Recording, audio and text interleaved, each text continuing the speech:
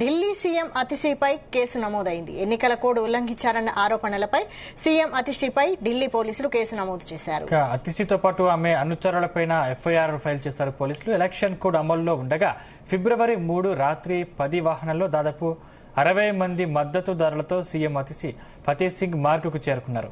అలా ఎన్నికల ప్రవర్తన నియమావళిని ఉల్లంఘించారని పోలీసులు పేర్కొన్నారు. ఈ మేరకు ఈసీ ఆదేశాలతో కేసు ఫైల్ చేసినట్లు పోలీసులు వెల్లడించారు. అతిశీతో పాటు ఆమె అనుచరులపై కేసులు నమోదయ్యాయి.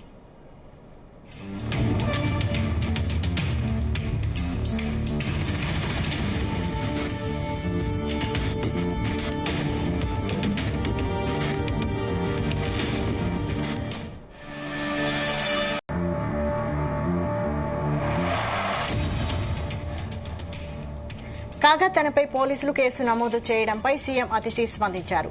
కల్కాజీ బీజేపీ అభ్యర్థి రమేష్ బిధూరి ఆయన కుటుంబ సభ్యులు బహిరంగంగా ఎన్నికల నియమావళిని ఉల్లంఘిస్తున్నారు. వారిపై మాత్రం ఈసీ పోలీసులు ఎలాంటి చర్యలు తీసుకోవడం లేదు. రమేష్ బిధూరిపై ఫిర్యాదు చేసినా తనపై మాత్రం కేసు నమోదు చేశారని తీవ్ర ఆగ్రహం వ్యక్తం చేశారు అతిశీ.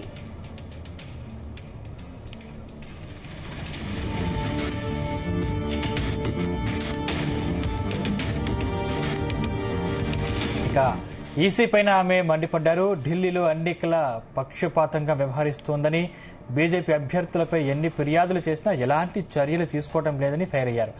ఈసీ చాలా అద్భుతంగా పనిచేస్తోందని సీఎం అతిశీ వ్యంగ్యాస్త్రాలు సంధించారు.